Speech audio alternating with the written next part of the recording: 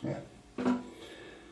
자, 우리 구약 대단원의 구약을 마치고 이제 이번 주에서부터 우리가 신약을 시작하려고 합니다. 제가 그 노트를 여러분들 이메일로 보내드렸는데요. 또 우리 권사님 오셨네. 여러분들이 그 노트 확인해 보시고요. 그리고 그 노트는 아마 계속해서 업데이트가 될 거예요. 그러니까 너무 미리 프린트를 하시거나 이러지 마시고요. 제가 좀 이렇게 업데이트가 좀 많이 되면 프린트해도 된다라고 할 때 하시고, 뭐 여러분들이 스마트폰이나 혹은 태블릿이나 이런 거로 이렇게 보시면 될 것 같습니다. 자, 우리가 이렇게 구약 성경을 그동안에 쭉 공부를 했는데요. 이 구약 말씀을 다 읽고 또 제대로 알게 되면 어떤 느낌이 드냐 하면 마치 미완성 교향곡을 본 느낌이랄까? 그래서 이 구약의 성경은 어떻게 보면 미완성의 역사다라고 생각할 수 있을 것 같아요. 우리가 얼마 전에 에스라 느헤미야, 여러분들 성경의 에스라 느헤미야서에 보게 되면 이스라엘 백성들이 범죄하고 그리고 타락해서 망하잖아요. 그래서 바벨론 끌려갔다가 그 다음에 포로에서 귀한 데서 돌아와서 학개, 또 스가랴, 또 스룹바벨, 여호수아 대제사장 중심으로 성전을 재건하고요. 그리고 이 성전 안에서 하나님 앞에 예배드리고 신앙생활하는 공동체를 거룩하게 재건을 하고요. 그리고 더 나아가서는 나중에 느헤미야가 돌아와가지고 이 성전 주변에 부서진 성벽들이 있다 보니까 주변에 있는 이방 나라들이 자꾸 침략을 해와가지고 이스라엘 백성들을 괴롭히다 보니까 이스라엘 백성들이 올바른 신앙생활에 집중을 할 수 없었어요. 그래서 느헤미야가 이런 소식을 듣고 왕의 허락을 받아서 페르시아에서 귀환해가지고 성벽 재건 공사를 합니다. 그리고 또 에스라를 모셔다가 말씀에 부흥운동을 하고요. 그래서 뭔가 이스라엘 백성들이 바벨론 포로 뒤에 뭔가 대단한 개혁이 일어나고 새로운 공동체가 생겨나고 뭔가 희망이 있어 보이는데, 나중에 느헤미야가 그렇게 다 개혁을 했는데도 불구하고 여러분들이 느헤미야 13장 같은데 보게 되면 잠깐 한번 봅시다. 자, 느헤미야 13장은 그러니까 구약의 거의 마지막 부분이다 라고 생각할 수 있어요. 근데 느헤미야 13장에 보게 되면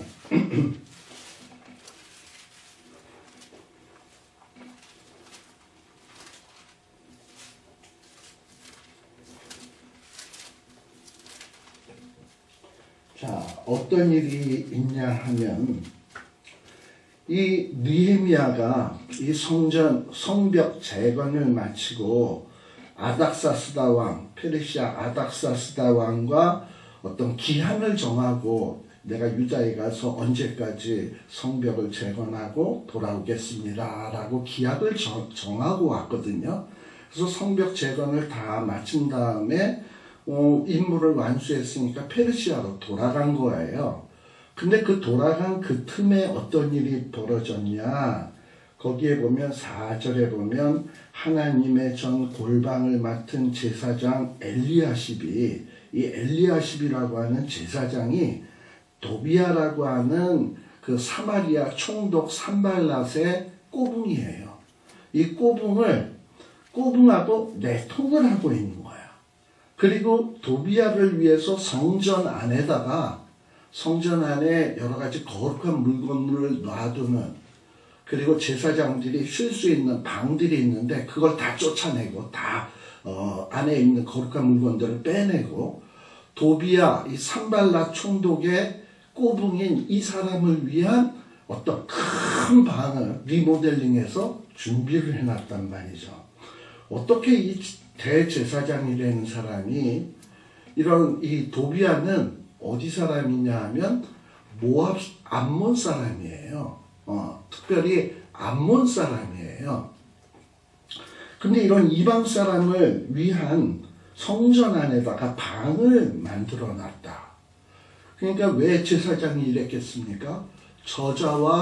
저자에게 방을 내주면 내가 여러 가지 이득을 보지 않을까, 세상적으로.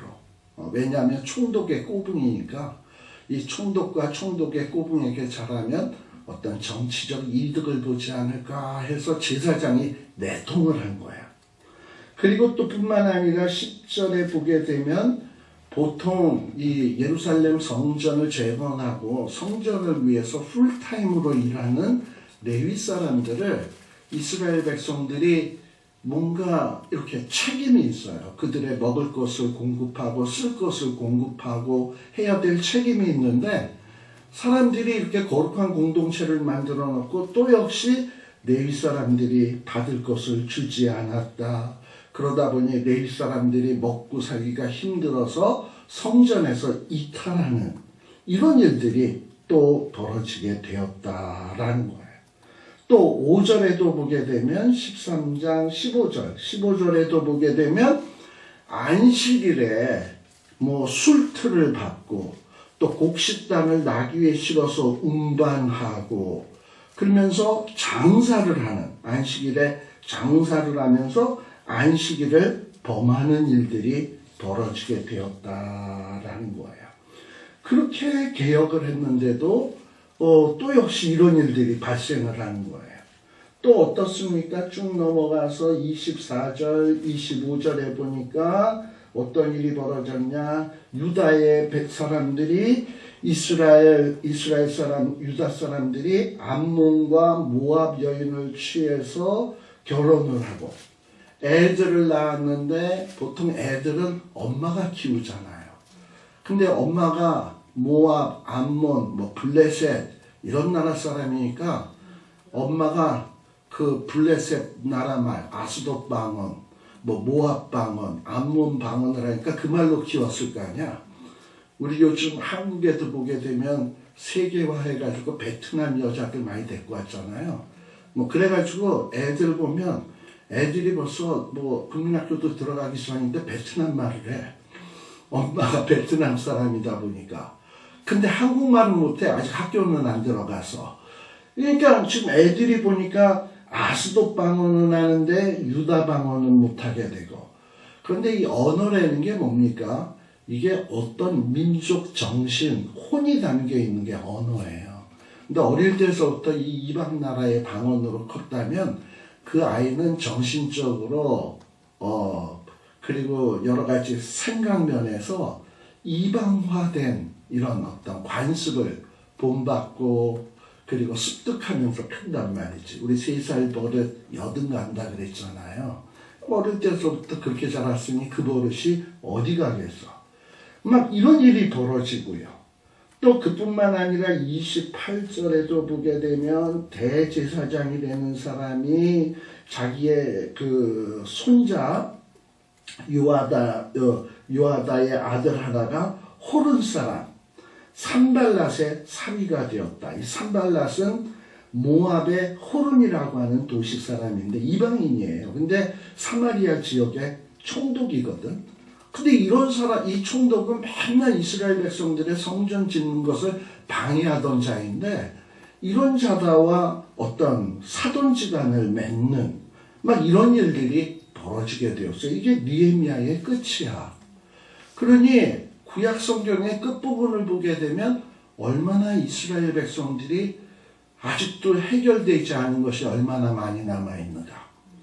또 여러분들 구약의 말라기를 또 한번 보세요.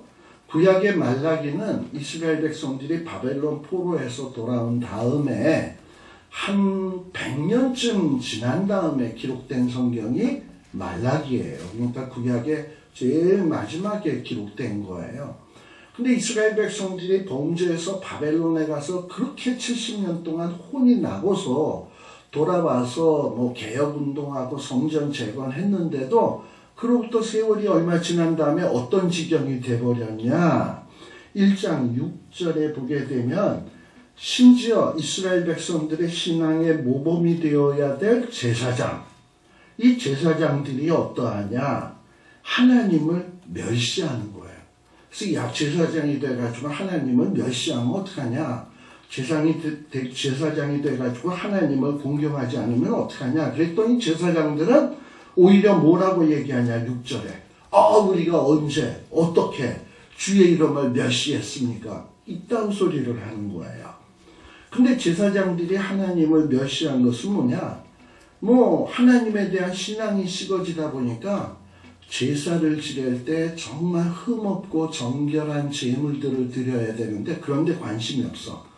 7절에 보니까 떡이 더러우면 어때? 내가 못 먹는 거 하나님이나 주자 하고 더러운 떡은 하나님에게 드리고, 또 8절에 하나님 앞에 짐승을 바칠 때는 아주 건강하고 온전한 것을 바쳐야 되는데 눈 멀고 쩔뚝거리고 암 걸린 소나 양 이런 거 뭐 했을 때 있겠어요?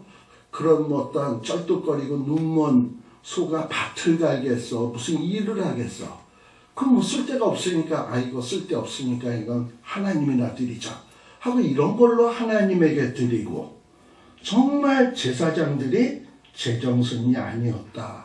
그래서 하나님은 말라기 선지자를 통해서 뭐라고 얘기하냐? 10절에 난 너희들이 이 성전에서 헛되이 불사르지 못하게 하기 위해서 누가 성전문을 꽉 닫아 걸었으면 좋겠다. 이렇게까지 이야기를 하고 있다라는 거예요. 그리고 또 어떠한가? 13절에도 보세요. 이거 하나님 앞에 제사 드리는 일이 뭐 이렇게 번거롭고 폐스러우냐? 귀찮아 죽겠네. 이러면서 코웃음 치고 토색한 물건, 이 토색한 물건이라는 건 뭐냐면 늑대나 사자 같은 것이 양이나 소 같은 거를 막 이렇게 찢어 놓은 거 있잖아요. 그런 것들을 하나님 앞에 드리는 거예요. 그러니 하나님이 얼마나 기가 막히겠습니까? 또 17절에 2장 17절에 보게 되면 이 말라기 시대의 사람들이 말로 하나님을 괴로우시게 한다. 말로 괴로우시게 한다라는 게 뭐냐면 거기에 보면 17절 중간 이야기에 보게 되면 행악하는 자를 하나님이 기뻐하신다. 오히려 선을 행하고 신앙생활 똑바로 하는 사람에게는 힘들게만 하시고 행악하는 자들에게는 축복을 하시고 그들을 기뻐하는 것 같아. 그리고 이 세상을 봐. 공의의 하나님이 어디 있냐? 공의의 하나님이 살아계신다면 여전히 이렇게 페르시아가 우리를 지배하고 하나님의 선민이 된 사람이 이렇게 찌질하게 살고 이럴 수 있겠냐? 이로서는 공의의 하나님은 없다. 이런 식으로 이야기를 할 지경에 이르게 된 거예요. 또 그뿐만 아니라 여러분들이 3장 15절에 보게 되면 또 뭐라고 얘기하냐? 교만한 자가 오히려 복되다. 악을 행하는 자가 더昌盛한다. 하나님을 시험하는 자가 오히려 화를 면한다. 이러면서 하나님을 말로써 괴롭게 하는 이런 일들이 벌어지게 되었다. 이게 구약의 마지막 부분이에요. 그러니 이 구약의 마지막을 딱 보는 순간 무슨 생각이 드냐 하면 어떻게 구약 앞에서도 이스라엘 백성들이 한심하더니 어떻게 바벨론에 가서 직사하게 고생하고 얻어 처맞고서도 돌아와서 뭔가 나아지는 듯 싶더니 또 이 지경이 되냐? 정말 이스라엘 백성들은 한심하고 구제불능이구나. 참 이런 자들을 어떻게 정말 온전하게 만들 수 있지? 이 자들이 어떻게 하면 바르게 될 수 있지? 하는 이런 어떤 생각이 들면서 절망감이 들 정도란 말이죠.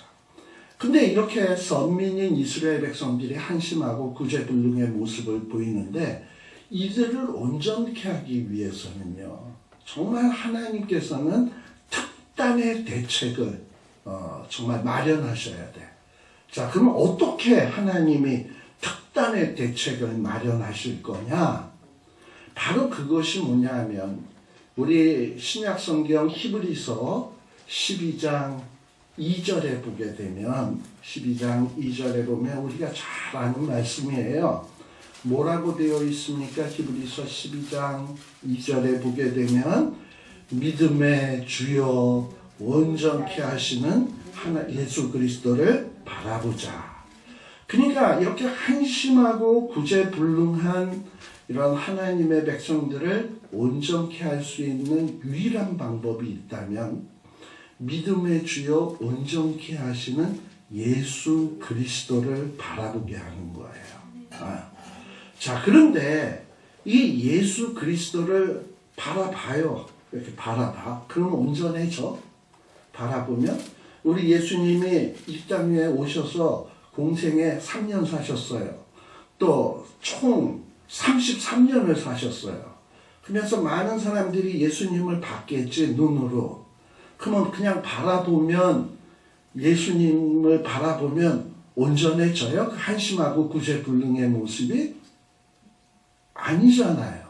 그러니까 믿음의 주요 온전케 하시는 예수 그리스도를 바라보되 제대로 바라보고, 그리고 바라본 것을 제대로 깨달아야 온전해질 수 있는 것이지, 무작정 눈으로 보기만 한다고 온전해지는 것은 아니다라는 얘기예요. 자, 그래서 주님은 제대로 우리가 봐야 된다라는 겁니다. 자, 하나님은 그래서 이제 이 주님을 이스라엘 백성 또 이 세상의 모든 죄인들을 온전케 하기 위해서 특단의 대책으로 예수님을 딱 마음에 준비하고 계십니다.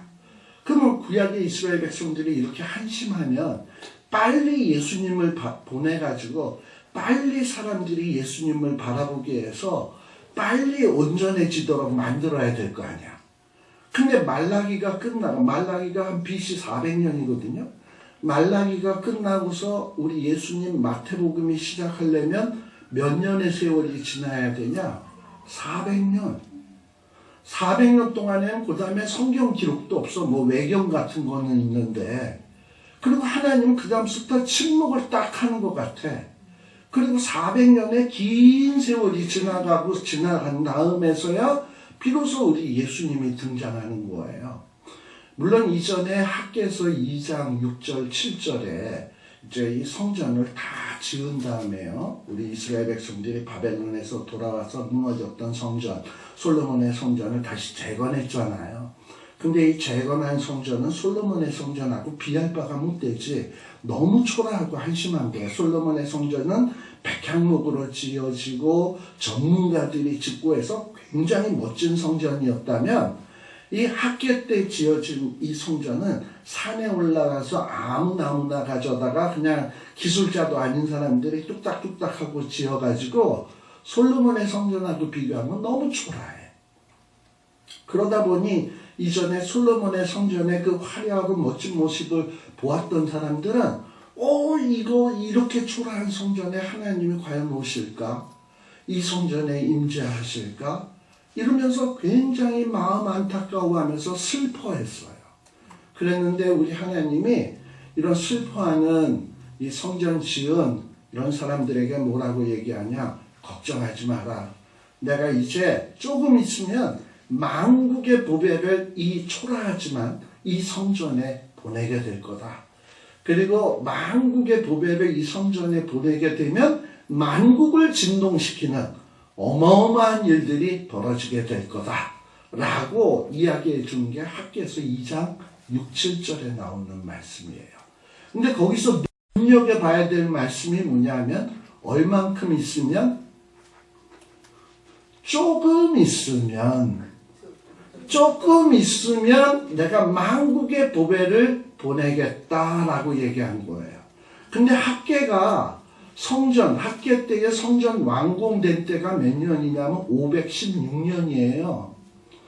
그러면 516년에서 조금이면 얼만큼 있어야 돼? 여러분들 여기에 이렇게 있는데, 여러분 조금만 기다리세요. 내가 다시 올게요. 그럼 얼마 기다릴 거야, 여기서?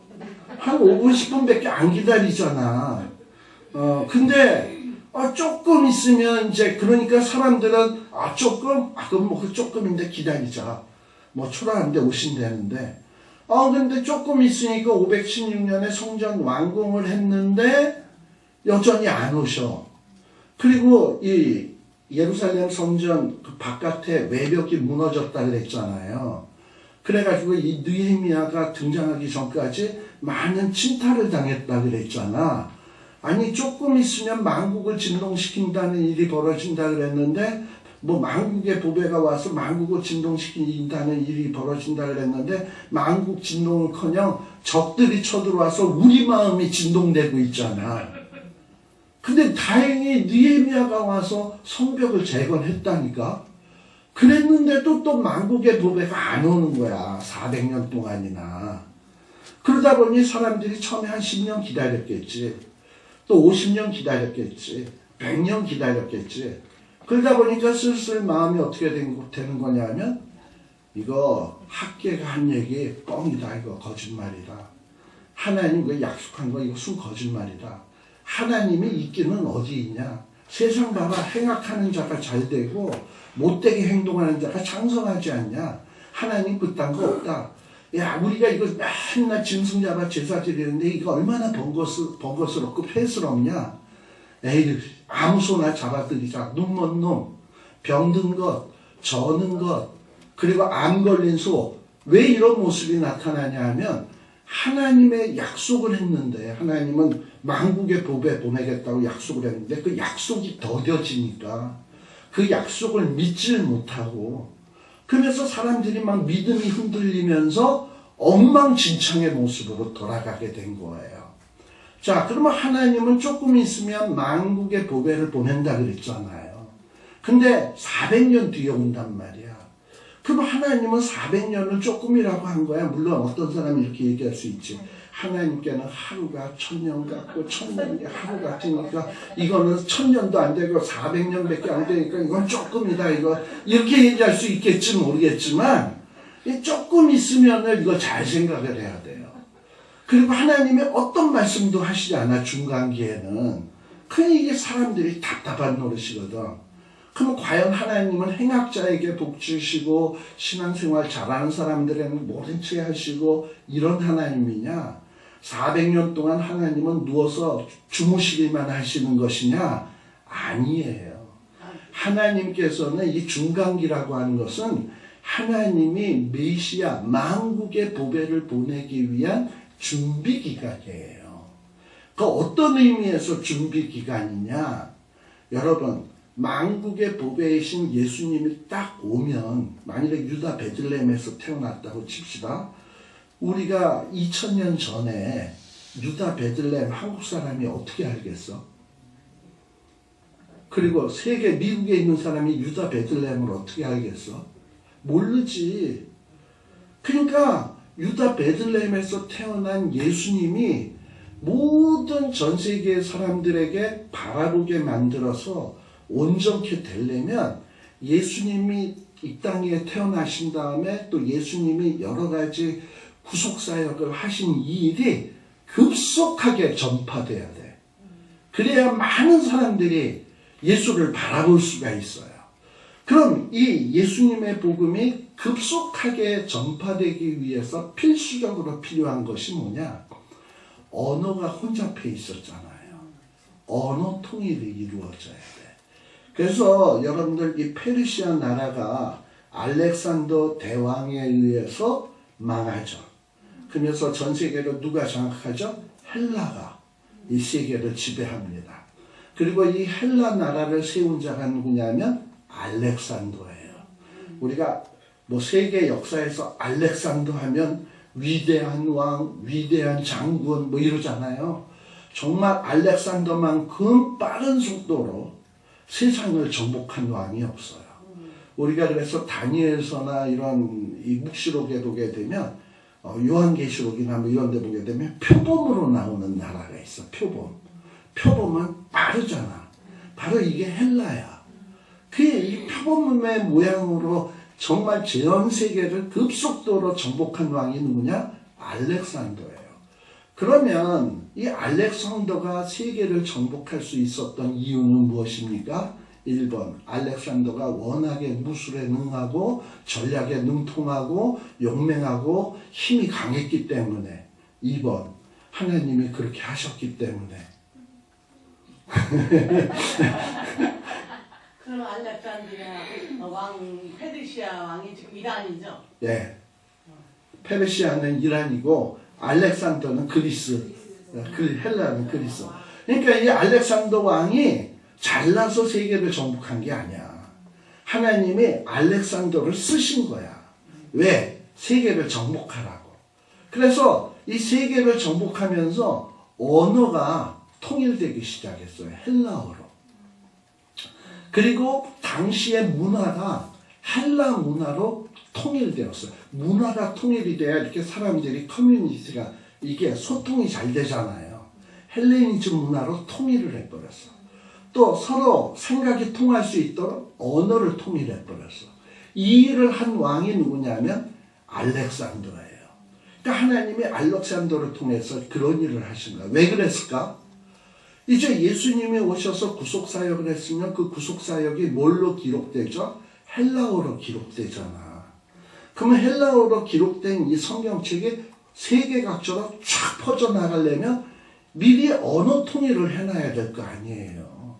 문화 통일을 해놔야 될 거 아니에요. 여러분들 문화와 언어가 통일이 되려면 얼마나 많은 세월이 필요할까? 최소한 100년은 걸릴 거야. 암만 빨리 잡아도. 전 세계를 만약에 언어 통일을 한다 그런다면. 그러니까 하나님께서는 빨리 통일을 해야 되니까 알렉산더와 같이 뛰어난 자를 통해서 세계를 정복하게 하셨다니까. 그 다음에 자 복음서가 기록이 되었어요. 그러면 이 복음서가 암만 언어가 통일되고 문화가 통일이 돼도 이 복음서가 빨리 전파가 되려면 교통망, 도로망이 쫙쫙 뻗어야 돼. 그래서 그리스가 누구한테 무너져? 로마. 모든 길은? 그렇지. 그래서 이 로마가 또 세계를 정복한 거예요. 우리는 세상 사람들은 로마가 세상을 정복했다 그러면 로마의 군대가 뛰어나고 로마의 정치 시스템, 법률 시스템이 뛰어났기 때문에 세계를 정복했다고 생각을 하지요. 아니야. 하나님이 그렇게 하신 거야. 왜? 복음이 빨리 유럽 전체로 퍼져나가야 돼. 그러기 위해서는 로마가 유럽 전체를 장악을 해버려야 돼. 그리고 모든 군사도로를 깔아야 돼. 근데 그 군사도로를 누가 나중에 가냐? 바울이 가는 거야. 복음을 들고. 그리고 뭐 바울만 가나?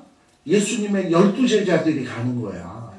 또 예수님의 승천을 목격했던 500여 형제들이 또 그 길을 향해서 복음을 증거하러 다니는 거야.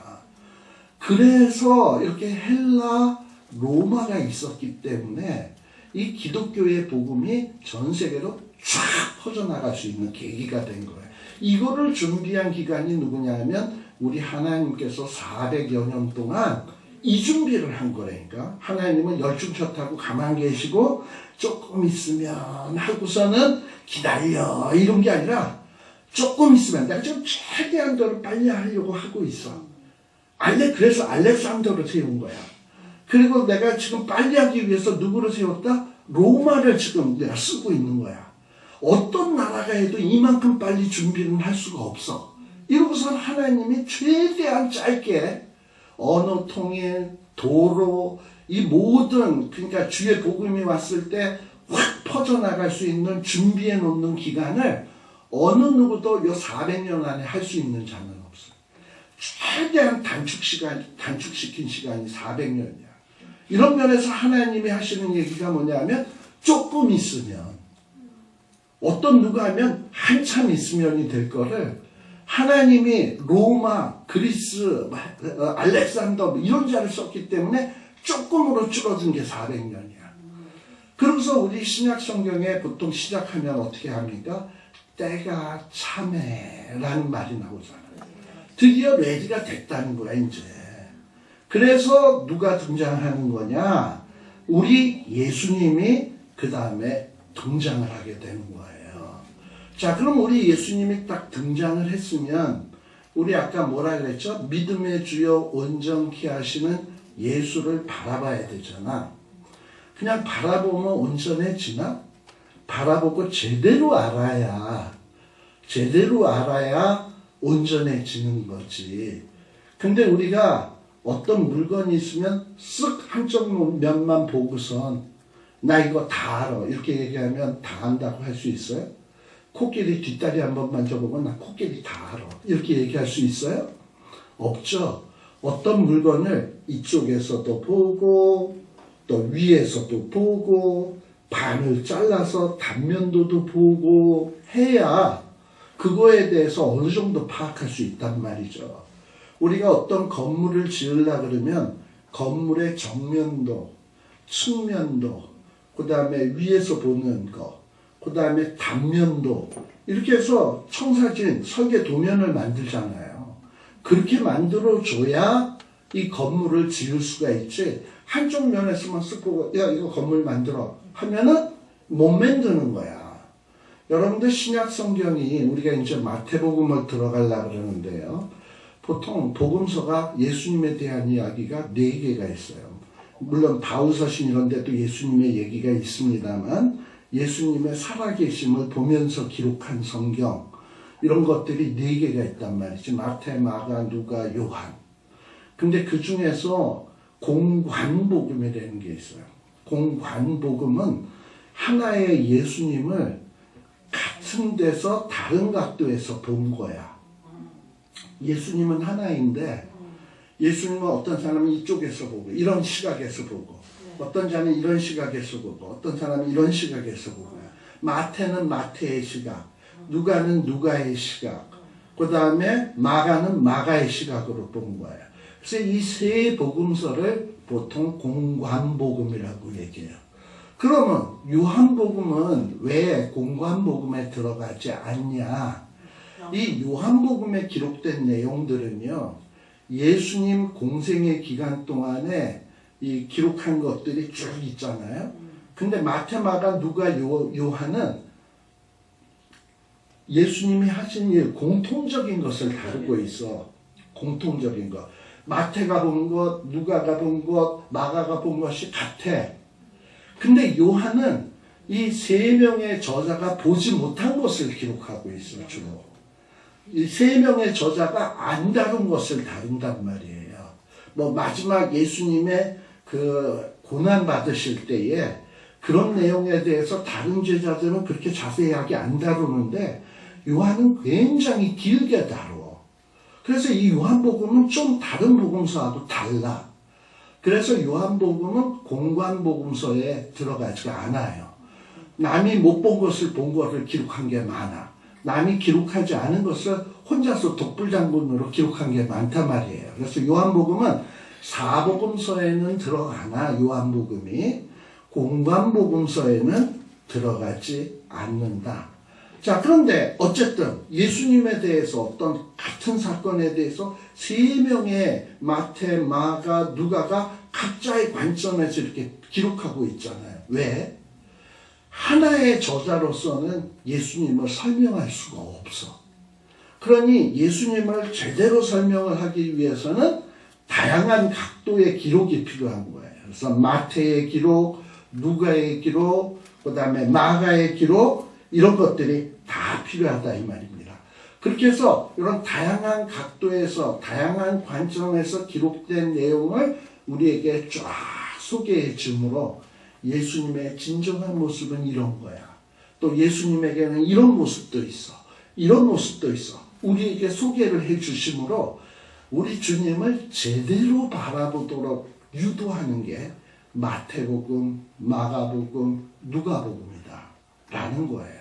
그래서 이 마태, 마가, 누가가 소개하는 예수님의 이야기들을 다 이렇게 이제 듣고 공부하고 마음속에 깊이 생각을 하면 아, 내가 처음에 성경을 읽기 전에는 예수님을 이런 분이라고 생각을 했는데 성경을 읽고 나니까 예수님은 이런 분이네. 그래서 before 사복음서 읽기, after 사복음서 읽기 하고 예수님에 대한 어떤 우리가 생각이 달라져야 된다니까. 예.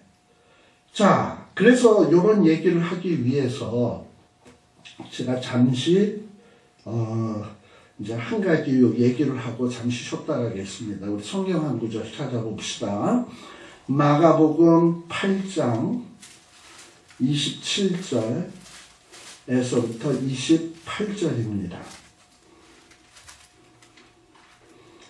마가복음 8장 27절에서 28절. 자, 거기에 보면 어떻게 나오냐? 예수와 제자들이 가이사라 빌립보 여러 마을로 나가실세 노중에서 제자들에게 물어 가라사대 사람들이 나를 누구라고 하느냐 여자와 가로되 세례 요한이라고 하고 더러는 엘리야 더러는 선지자 중에 하나가 하나이다. 이렇게 돼 있어요.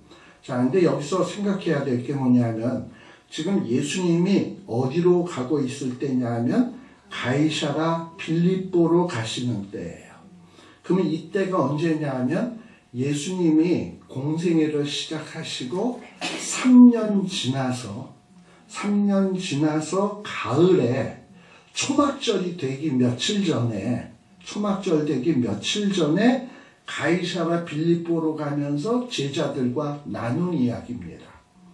자, 거기서 여러분들이 주목해야 될 것은 예수님이 공생애 몇 년 됐을 때? 3년. 가을이라 그랬어요. 그러면 이제 이로부터 한 5, 6개월 정도 지나잖아요. 가을이니까 가을 지나고 가을 다시 초막절 지나고 그러니까 초막절이 우리 달력으로 한 10월이야. 그리고 6월절이 한 3월이나 4월이야. 그럼 우리 달력으로요. 그러면 한 5, 6개월 지나면 예수님은 뭐 하는 거냐면 십자가에 달려 돌아가셔야 돼요. 그러니까 거의 공생애를 거의 끝무렵에 접어들었을 때예요. 그러면 이 기간 동안 예수님이 하신 일들이 뭐가 있을까? 많은 병자를 고치셨고 또 많은 말씀도 가르쳤고 많은 기적, 표적도 행했어요. 그래가지고 예수님에 대한 소문이 동네방네 막 퍼지고 있을 때야. 그러다 보니 그 소문을 들었던 사람들은 다 예수님을 생각하면서 나름대로 아 저분이 메시아야, 아니야 저분은 선지자야, 아 저런 사람이 우리의 메시아가 돼야 돼, 왕이 돼야 돼, 뭐 여러 의견이 분분하던 때란 말이죠. 근데 이럴 때 예수님이 제자들과 함께 가면서 제자들에게 물으신 거야. 야 우리가 지금 공생애 한 지 3년 지났는데 이제 나에 대한 소문도 많이 퍼진 것 같은데 과연 사람들이 나를 뭐라고 하더냐. 그리고 이제 며칠 있으면 뭐가 와요? 초막절. 초막절은 절기가 되면 사람들이 다 모이는 때잖아. 이 모일 때는 모여서 뭐 하겠어요? 우리가 한국에도 보면 추석 민심 뭐 이런 거 있잖아. 명절이 돼서 모이면은 뭐 정치 얘기, 나라 얘기, 오만 얘기 다 하잖아요. 그러면 이때 이스라엘 백성들의 최고의 관심사가 뭐겠어? 지금 로마의 식민지인데 누가 우리를 해방할 것이냐? 언제 이 나라가 쨍하고 해뜰 것이냐? 이런 문제인데 예수님이 막 여러 가지 일들을 행하고 다녀. 그럼 초막절에 모이면 당연히 예수님에 대한 얘기들이 나오지 않겠어요? 이런 때라고. 이런 때에 예수님이 야 사람들이 나를 뭐라고 하더냐 하고 물어본 거예요. 그랬더니 제자들이 사람들의 의견을 종합해서 예수님에게 대답하는데 뭐라고 얘기하냐. 세례 요한이라고 그러던데요. 세례 요한이 아마 말씀을 전하다가 사라진 것 같아. 왜냐하면 예수님이 등장하면 나는 그의 신들매도 감당하기가 어렵다 그랬잖아요. 그래서 예수님 딱 등장하게 되니까 자기에게 있던 두 제자도 야 이제 너희들 나 따라다니지 마. 저분 따라다녀. 그래서 두 제자를 줬거든 예수님에게. 근데 그 두 제자가 세례 요한의 제자인 건 아는데 그 두 제자가 예수님하고 다니니까 세례 요한이 성형수술을 했나? 갑자기 젊어졌네 6개월. 뭐 이제 이런 생각이 드는 거예요. 그래서 세례 요한이라 그런 사람도 있고 또 어떤 사람은 예수님이 기적을 많이 행하잖아. 근데 우리 선지자 가운데 기적을 많이 행한 자가 누구예요? 엘리야가 아닌가? 또 예수님이 말씀을 증거하는 걸 보면 보통 이런 제사장이나 뭐 바리새인이나 이런 사람들이 가르치는 가르침 같지가 않아. 아주 뛰어난 말씀들이 너무 많아. 그랬더니 어떤 사람들은 예수님은 메시아 같지는 않고 예수님은 뭐 같다? 선지자 같다. 자, 그럼 여기서 공통점. 이런 어떤 예수님을 세례 요한이라고 한다든지 엘리야라고 한다든지 선지자 중에 하나라고 하는 사람들은 예수님을 바라봤다, 안 바라봤다? 바라봤죠. 근데 바라봤는데 엘리야라 그러면 제대로 바라본 거다? 세례 요한이라 그러면 제대로 바라본 거다? 선지자 중에 하나라 그러면 제대로 바라본 거다? 아니죠. 그러니까 눈으로 이렇게 봤다. 예수님이 하는 행적을 보았다. 해서 세례 요한이다. 선지자 중 하나다. 엘리야다. 이렇게 얘기한 게 다 제대로 바라본 게 아니라니까. 그쵸? 그래서 예수님은 그래? 사람들이 그렇게 생각해? 하고서는 제자들에게 물어본 거예요. 너는 그러면 내가 지금 3년 동안 공생애를 지내왔는데 이 공생애를 지내온 기간 계속 바라봤을 거 아니야? 그러면 너는 나를 누구라고 생각하는데 너희는? 이렇게 물어본 거예요. 자, 여러분들 교회 신앙생활 몇 년 하셨어 지금? 여러 해 하셨죠? 수십 년 하셨죠? 자, 이렇게 수십 년 하셨는데 수십 년 뭐 여러 가지 들은 말씀도 있고 나름 체험도 있고 여러 가지 경험도 있을 거야. 냉정하게 솔직하게 지금 주님을 향하여 나는 주님이 내게 있어서 어떤 분이다 라고 어떤 얘기를 한다 칩시다. 그럼 그 얘기를 했을 때 그 얘기를 예수님이 딱 들으시고 네가 나를 제대로 바라봤구나 라고 평가하실까? 아니면 내가 딱 대답을 했더니 예수님이 들은 채 만취 하실까? 자, 지금 사람들은요 엘리야라고 그러더이다. 세례 요한이라고 그럽니다. 뭐 선지자 중에 하나라고 얘기하는데 그러니까 예수님은 그런 대답에 대해서 전혀 관심을 기울이지 않고 있습니다. 그래? 그렇게 얘기해? 오케이. 그럼 뭐 난 별 관심 없고 그럼 너희는 누구라고 생각하는데 너희는? 이러고 얘기를 했더니 제자 중에 대표 하나가 베드로가 뭐라고 얘기하냐면 지금 요 마태복음에서는요, 요 마가복음에서는요, 베드로가 뭐라고 얘기하냐? 주는 그리스도십니다. 라고 얘기하고 있어요. 짧아. 마가복음에서는. 근데 마태복음에서는 이게 마태복음 16장 16절에 보시게 되면 마태복음 16장 16절에는 뭐라고 나오느냐? 주는 그리스도시요 살아계신 하나님의 아들이시니이다. 더 길게 나와. 그리고서는 그런 얘기가 나온 다음에 우리 예수님은 뭐라고 얘기하냐? 마태복음 16장 17절에서 20절에 보게 되면 뭐라고 얘기합니까? 바요나 시몬아 내가 복이 있도다. 이를 내게 알게 하시는 이는 혈육이 아니요 뭐다? 하늘에 계신 내 아버지시니라 라고 얘기해요. 자, 아까 노상에 있는 여러 사람들이 예수님에 대해서 바라보고 예수님은 이런 분이야, 엘리야야, 세례 요한이야, 선지자 중에 하나야, 이렇게 여러 반응들을 보았어요. 예수님을 바라본 자들에 대해서. 근데 예수님은 그런 데 대해서 하나도 관심이 없었어. 그리고 누구의 대답에 관심이 많으냐? 베드로, 제자 베드로의 대답에 관심이 많았어. 근데 그 대답의 내용이 뭐냐? 주는 그리스도시요 살아계신 하나님의 아들이시니이다 라는데 관심을 딱 기울이면서 그 말을 딱 잡고서는 뭐라고 얘기했냐? 이것을 알게 된 것은 너의 혈육이 아니고 이것을 알게 된 자는 누구다? 살아계신 하나님이 알게 해준 거야 라는 얘기를 한 거예요. 제가 지금 왜 이런 얘기를 마태복음을 빨리 시작하지 뭐 이렇게 지금 마태복음 16장 16절이에요. 빨리 시작을 하지 뭐 이렇게 뜸이 길어 이럴지 모르겠지만 제가 여러분들에게 도전 던지는 게 뭐냐 하면 지금 마태복음을 제대로 읽기 전에 여러분들이 생각하는 예수님은 누군데? 자, 당시에 예수님에 대해서 여러 가지로 생각한 사람들이 있어요. 로마의 식민지다 보니까 대부분의 사람들이 장차 올 메시아는 어떠해야 된다 생각을 했냐면 이 세상을 그냥 뒤엎어버릴, 로마를 뒤엎어버리고 우리를 회복시킬 메시아를 기대하고 있었어요.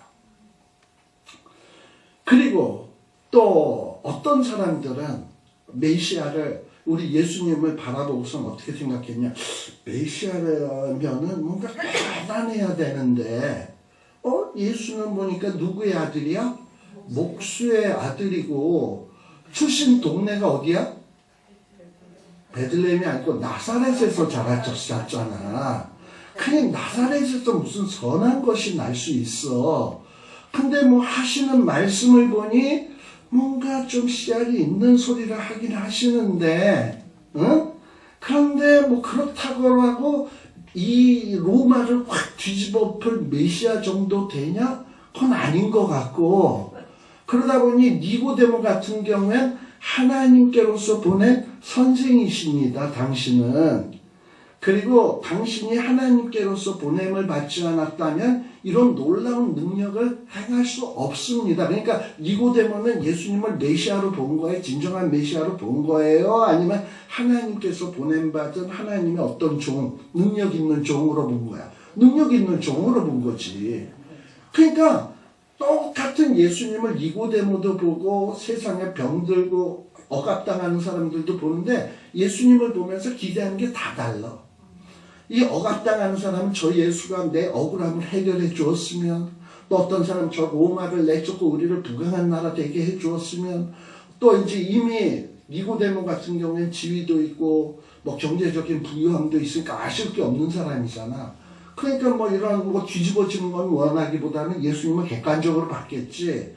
객관적으로 보다 보니까 저 예수는 뭔가 보통 사람은 아닌 것 같은데, 근데 구약에 기록된 메시아에 의하면 뭔가 다윗의 후손이고 아브라함의 자손이고 대단하고 이런 분이어야 될 것 같은데, 저자는 나사렛에서 태어났고 목수의 아들이고 맨날 여우도 잠잘 굴이 있고 새들도 깃들일 곳이 있는데 저 사람은 홈리스고 같이 다니는 제자들이라는 게 다 무식쟁이 어부들이고, 근데 저자를 메시아로 인정한다? 그냥 용납이 안 되는 거야, 니고데모는. 이해되시겠죠? 그러니까 보는 예수님을 바라보는데 생각이 다 달라. 여러분들 교회에 앉아있는 사람들이 예수님에 대해서 당신에겐 누구야? 이러고 얘기하면 어떤 사람은 예수님은 나의 아픈 부분을 어루만져 주시는 분. 그리고 예수님을 어떤 분으로 기대하냐? 주여, 내가 지금 찢어지게 가난한데 이 문제를 좀 해결해 주옵소서. 예수님은 해결사. 그러니까 예수님은 나에 있어서 해결사야. 또 예수님은 하나님 우리 아새끼 잘 되게 해주시고 내 남편 승진하게 해주시고 우리 건강하게 해주시고 뭐 자기 집에 어떤 수호신이야, 집사야. 아픈 부분 긁어주는. 여러분에게 있어서 예수님은 누구냐니까. 냉정하게. 지금 예수님이 묻는 게 그런 거예요. 너희들은 나를 누구라고 얘기하는데 내가 누군데 하고 묻는 거예요. 아마 여러분들 그 예수님의 제자들 있죠? 예수님의 제자들이요 어떠했냐 하면은 우리 그 요한복음 1장에 보시게 되면 원래 그 세례 예수님의 제자의 첫 출발은 누구부터 시작하냐? 세례 요한에게 두 제자가 있었거든요. 근데 이 두 제자를 예수님에게 남겨. 그래서 예수님의 첫 제자 된 사람이 누구냐면 세례 요한의 두 제자였던 사람이 예수님의 제자가 되는 게 이게 첫 번째 두 제자야. 이게 어디 나오냐 하면 요한복음 1장에 나오는 내용이야. 1장 30절 이하에 보게 되면 35절에서 뭐 42절 이렇게 보면 거기에 나와요. 근데 그 세례 요한의 제자였던 한 사람이 누구냐면 한 사람은 이름이 안 나오는데 그 한 사람이 누구냐면 안드레야, 안드레. 이게 안드레가 원래 예수님의 제자 중에 한 사람이야. 근데 세례 요한의 제자 중에 한 사람이었어요. 근데 또 하나의 세례 요한의 제자는 누군지는 이름이 안 나와 있어요. 근데 안드레와 또 하나가 예수님의 제자가 됐거든요. 근데 안드레가 제자가 딱 된 다음에 안드레가 또 누구를 데리고 오냐? 자기의 형제 시몬에게 가서 뭐라고 얘기하냐? 야, 내가 메시아를 만났다. 안드레가 시몬에게 메시아를 만났대요. 그러면 이때 안드레가 시몬에게 얘기할 때 메시아라 그랬는데 안드레가 기대하고 있는 메시아는 어떤 메시아였을까? 이때는 공생에 시작하기 전이었잖아. 예수님이. 공생에 3년 지내기 전이었잖아. 그럼 아마 안드레는 제대로 된 메시아관을 갖고 있지 못했어요. 아마 일반 사람들처럼 우리의 이 가난함, 로마의 식민지 상태에서 해방해 줄 자 정도로 메시아를 생각했을 거예요. 근데 이분이 메시아인 것 같아 하고 시몬에게 소개한 거란 말이죠. 자, 그 다음에 그렇게 해서 예수님의 제자가 시몬까지 몇 명이 됐냐? 3명이 됐어. 그 다음에 요한복음 1장 43절에 보게 되면 예수님이 누구를 부르시냐 하면 빌립을 불러요. 그래서 이 빌립이 몇 번째 제자가 되냐? 4번째 제자가 돼요. 그래서 이제 이 빌립이 제자가 된 다음에 이 빌립이 또 누구를 찾아가냐? 요한복음 1장 43절에서 53절 이렇게 쭉 보고 2장 1절까지 보면 누굴 찾아가냐 하면 나다나엘을 찾아가요. 그래서 나다나엘에게 가서 뭐라고 얘기합니까? 야, 내가 구약 성경에서 말하는 그분을 만났어, 그분을. 이렇게 얘기하는 거야. 구약 성경에서 말하는 그분이 누굴까요? 이게 메시아지 뭐. 그분을 만났어. 라고 얘기했을 거예요. 근데 과연 이때 빌립이 구약 성경에서 말하는 그분에 대해서 올바른 생각을 갖고 있었을까? 그냥 들은 풍월의 말씀의 지식을 가지고 이분이 그분인가 보다라고 생각을 한 정도겠죠. 그렇게 해가지고 나다나엘이 제자가 된 거예요. 그래서 5명의 제자가 된 거야. 그리고 그 다음에 이제 7명의 제자는 또 그 이후에 돼요. 근데 어쨌든 이렇게 초기에 주님의 제자가 되었던 사람들, 이런 사람들의 예수님에 대한 생각, 메시아에 대한 이 관점, 그들이 갖고 있던 생각은 아마 그 당시 일반 사람들, 바리새인들, 뭐 이런 사람들이 생각하던 것과 별 다르지 않았을 거예요. 그런데 이들이 지금 예수님과 몇 년을 따라다녀? 3년을 따라다녔어. 그래서 예수님이 행하는 일도 보고, 요렇게도 보고, 또 설교하는 것도 보고, 예수님에게 1대1로 같이 기도하는 장면, 예수님이 산에서 기도하는 장면도 보고, 이런 다양한 모습들을 봤을 거 아니에요.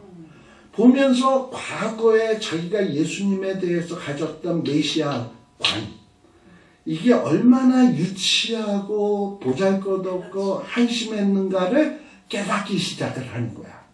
그러면서 이 제자들이 예수님에 대한 생각이 3년 동안 지내면서 점차로 변화된 거예요. 변화되어 가지고 지금 가이사라 빌립보에 갈 때 그때는 이미 예수님에 대한 거의 올바른 생각이 돼버린 거예요.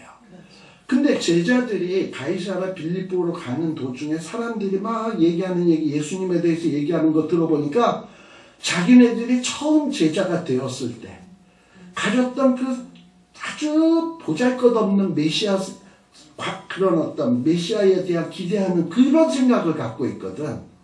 근데 사람들이 예수님을 이렇게 생각하더이다 라고 얘기하려니 에이, 저건 말할 가치도 없어. 그래서 그 얘기는 빼버렸어. 그리고 뭐라 그러냐? 사람들이 예수님을 엘리야라고 하던데요. 뭐 세례 요한이라고 하던데요. 선지자 중에 하나라고 하던데요. 근데 또 사람들 가운데 뭐라고 얘기하는 사람도 있었어요? 메시아라고. 자기네들이 옛날에 아주 보잘것없는 지식으로 메시아에 대한 생각이 있죠. 그런 똑같은 생각으로 얘기했던 사람도 있을 거 아니에요. 근데 그런 얘기는 하기가 싫어. 자기네들도 그때 자기네들이 가졌던 생각이 너무 유치하니까. 그건 빼고 요 세 가지만 얘기한 거야. 그랬는데 예수님은 그 세 가지만 듣고서도 관심을 안 보였어.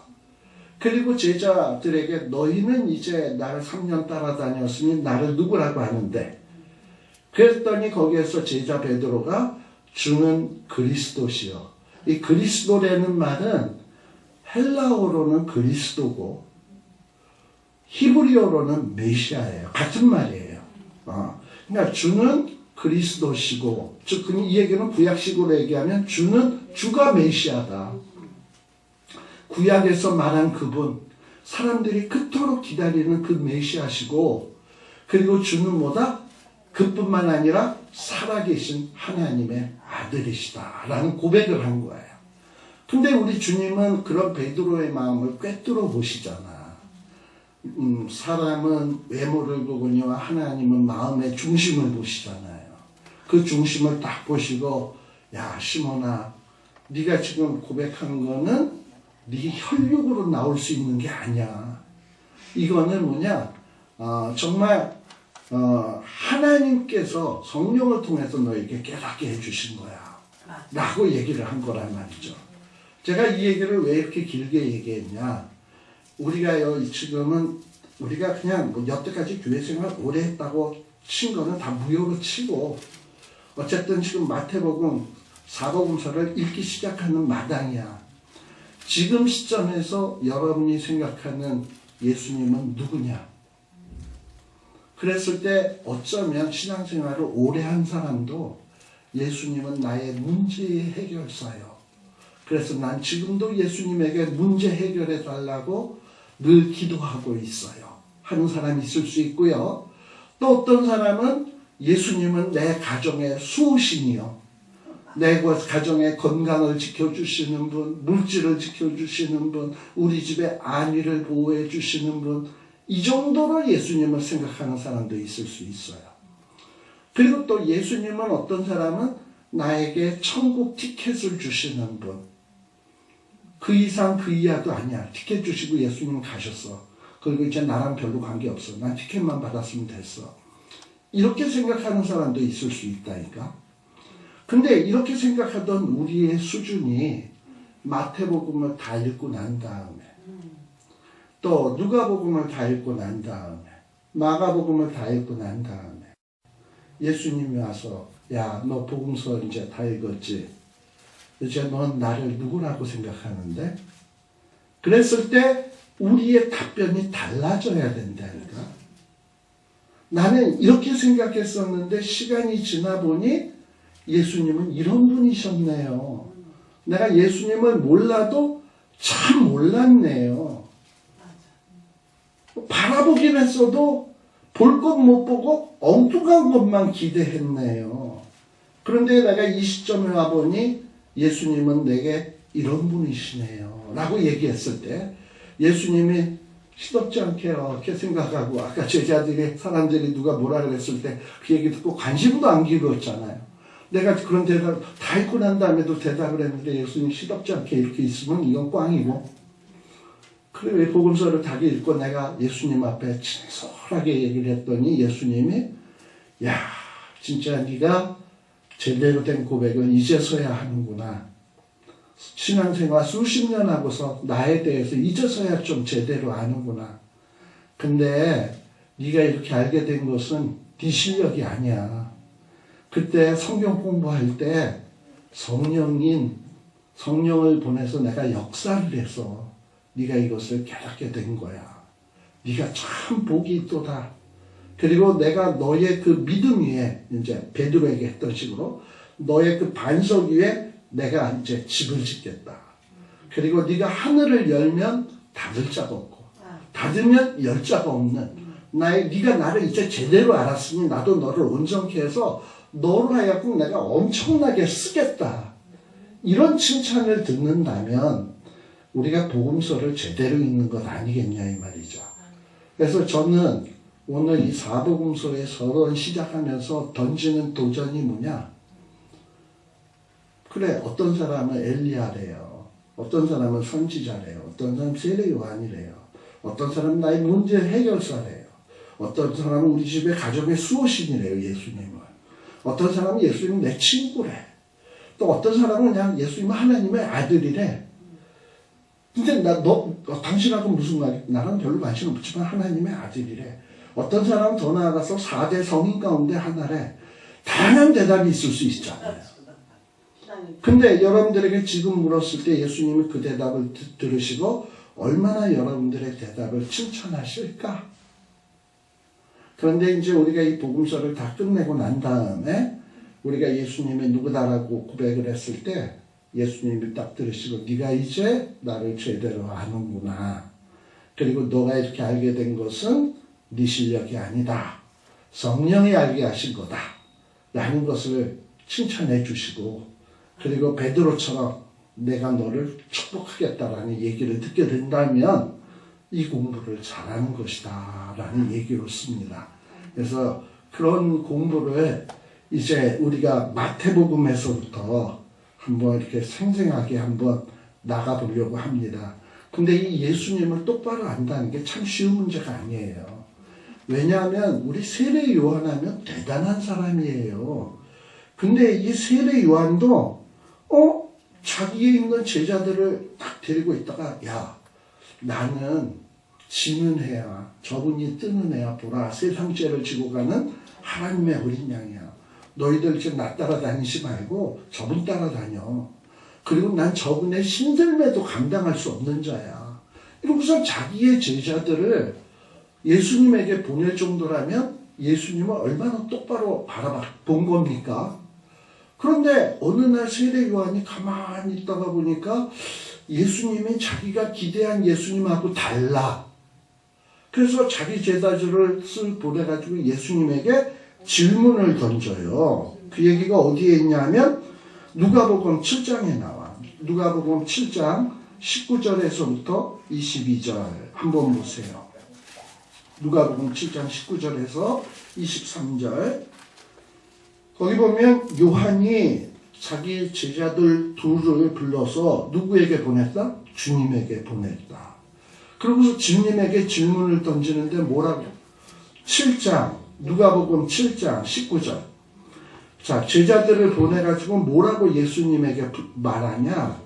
오실 그이가, 그러니까 오실 그이라는 게 뭐야? 구약에서 그토록 예언되었던 메시아가 바로 당신 맞습니까? 아니면 우리가 다른 분을 기다려야 되는 겁니까? 하고 물어보는 거예요. 지금 무슨 얘기예요? 요한도 구약 성경을 읽고 나름대로 메시아는 이래야 돼. 메시아는 이런 분일 거야. 나름대로 생각을 갖고 있었단 말이에요. 그랬는데 예수님의 정작 오신 예수님을 바라보고서 자기가 알고 있던 메시아관으로 비교를 해보니까 뭔가 아닌 것 같아. 그래서 뭐라고 얘기한 거예요? 제자들을 보내서 당신이 아닌 것 같은데 우리 다른 사람 기다려야 돼? 했다라는 거는 세례 요한이 그동안 생각한 메시아관이 똑바로 되었다는 얘기입니까? 안 되었다는 얘기입니까? 안 되었다는 얘기지. 그러니까 예수님이 뭐라고 얘기하냐? 두 제자에게 야, 너 세례 요한에게 딴 이야기 하지 말고 지금 여기에서 일어나는 일을 보고 너가 가서 얘기해. 그러면서 뭐라고 얘기하냐? 예수님이 뭐라고 얘기를 하냐면 그거 병행하는 얘기가 마태복음에 나와요. 마태복음 11장 4절에서부터 6절에 보게 되면 마태복음 11장 4절에서 6절이에요. 예수님이 대답하시기를 너희는 가서 듣고 보는 것을 요한에게 말해라. 뭐다? 소경이 본다. 안진뱅이가 걷는다. 문둥이가 깨끗함을 받는다. 귀머거리가 듣는다. 죽은 자가 살아났다. 가난한 자에게 복음이 전파된다. 그냥 본대로 가서 전해. 이러라는 거야. 그러니까 지금 세례 요한은 뭔가 예수님에 대해서 잘못 알고 있었다는 거야. 다시 본 거 전하라는 거예요. 그렇다면 지금 우리가 여태까지 알고 있었던 예수님에 대한 생각 100% 옳다고 자신하십니까, 여러분? 여러분들이 생각하고 있는 예수님이 나는 예수님에 대한 생각만큼은 난 100% 옳다고 생각해. 난 세례요보다 더 잘 알아. 이렇게 생각해요? 과연 사복음서에 나오는 예수님의 행적의 의미들을 쫙쫙쫙쫙쫙 설명할 수 있어요? 그래서 예수님이 이런 분이라고 얘기할 수 있어요? 없잖아. 그렇다면 우리가 복음서를 통해서 과연 예수님이 어떤 분인지를 좀 꼼꼼히 보고 내가 그동안에 갖고 있었던 예수님에 대한 선입견, 오해, 잘못된 거를 깨야 돼. 그리고 예수님에 대한 올바른 모습을 가져야 돼. 그리고 이 성경을 다 읽고 난 다음에 우리 예수님이 너 이제 나를 누구라고 생각하는데? 라고 했을 때, 대답했을 때 예수님에게서 네가 복이 있도다. 이것을 알게 하니는 네가 아니다 이거. 성령 하나님이시다. 이런 어떤 칭찬을 듣는 자리로 갔으면 좋겠다라는 얘기를 하기 위해서 제가 이렇게 길게 한번 좀 말씀을 드렸습니다. 서로. 잠시 쉬었다 가겠습니다.